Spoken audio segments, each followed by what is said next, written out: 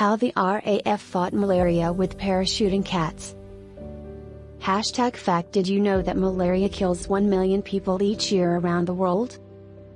Malaria is one of the world's deadliest infections, killing roughly 1 million people per year by modern standards, and many more in the previous century. Mosquitoes, of course, are the primary vectors of malaria, and they are also the animal responsible for the greatest number of human deaths each year. When the Dayak people of Borneo were hit by a particularly severe malaria outbreak brought on by high mosquito populations, they turned to the World Health Organization, WHO, for assistance. The WHO sprayed a massive amount of the powerful insecticide DDT across Borneo with the goal of eradicating disease-spreading mosquitoes. To be fair, it's that kind of work. In a 2-year span, the percentage of malaria-carrying mosquitoes dropped from 35.6% to 1.6%. Problem solved, right?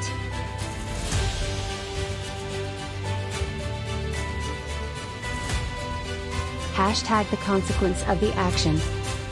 DDT, or dichlorodiphenyltrichloroethane, was sprayed on the island, and it had an impact not only on the mosquito population, but also on parasitic wasps native to Borneo.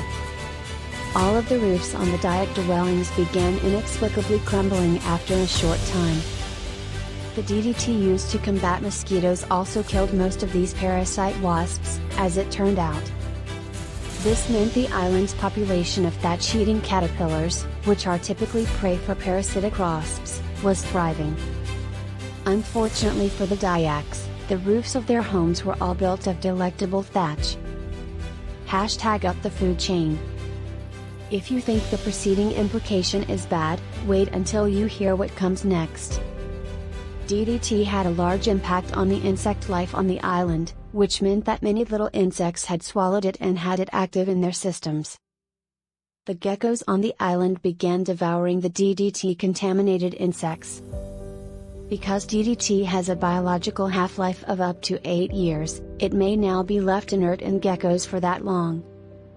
This, combined with the geckos' slow metabolism, meant they became tainted with DDT over time, but that wasn't a concern. The geckos, after all, were immune to the deadly effects of the substance. Isn't that great? Again, I'm wrong. The poisonous effects of DDT were not resistant to the island's cat population, which ate the geckos.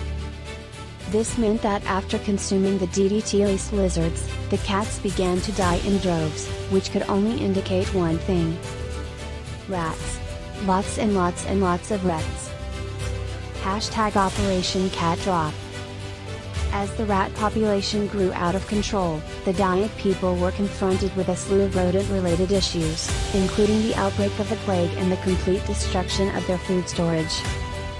As a result, the Dayaks contacted the WHO once more to report a rat infestation. The WHO, unlike the previous time, did not have a ready-to-use answer for the situation, so they put their thinking caps on. They quickly contacted the Royal Air Force of the United Kingdom, and Operation Cat Drop was launched.